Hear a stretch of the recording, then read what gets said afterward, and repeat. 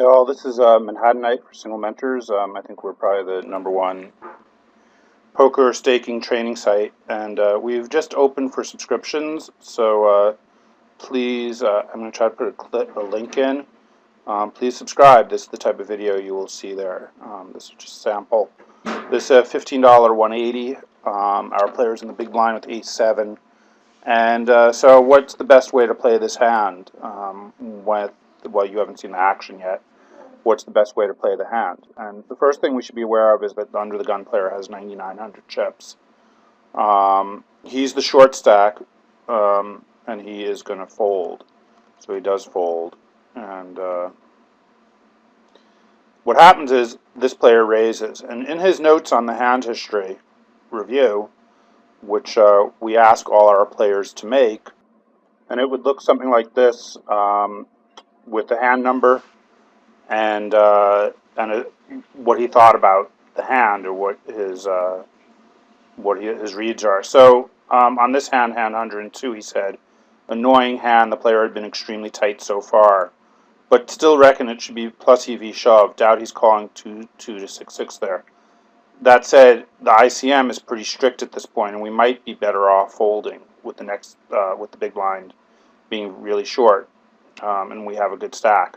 So that's an option, is folding. An option is doing is shoving, and a third option, since we know he's a tight player and he's likely to be folding some hands to a shove, is his 4-betting range very different than his calling a shove range. And on a tight player, we would suspect that those two ranges are going to merge pretty closely. So a third option on a hand like this would be to raise, and actually raise fold, specifically because this is a tight player, not a reg, not someone who's going to come over the top and 4-bet shove on us. So just on that basis, because he's a tight player, why don't we just raise this to, say, 13,000, 14,000? It still leaves us about 30,000 chips if we fail. It doesn't knock us out. It leaves us in a decent position for the win. We'd be we'd be tied among some players, not the shortest, not the biggest. And it's just a decent option. So if we think that he's only going to shove over the top hands like, 7s plus ace-king, ace-queen, ace-jack, and he's going to fold out most other hands, or maybe he flats and we can do a stop and go because we have position, we have a lot of options. Shoving is certainly one of them here, and we will get folds from regs and, say, looser, smarter players, more aware players, but we're just not going to get a fold from a tight player as often.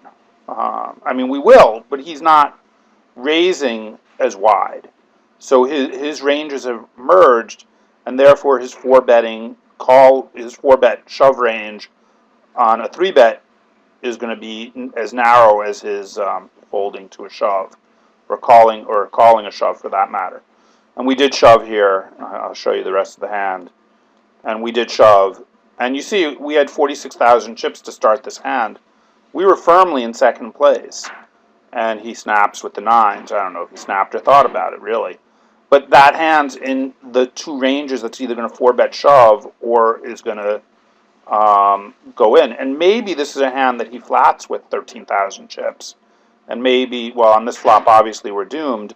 But maybe if the flop had come, maybe if we had shoved this flop, and he doesn't have 9s, maybe he has ace-king, or, although I think he gets that in pre, or he has, 7s or something, then he folds.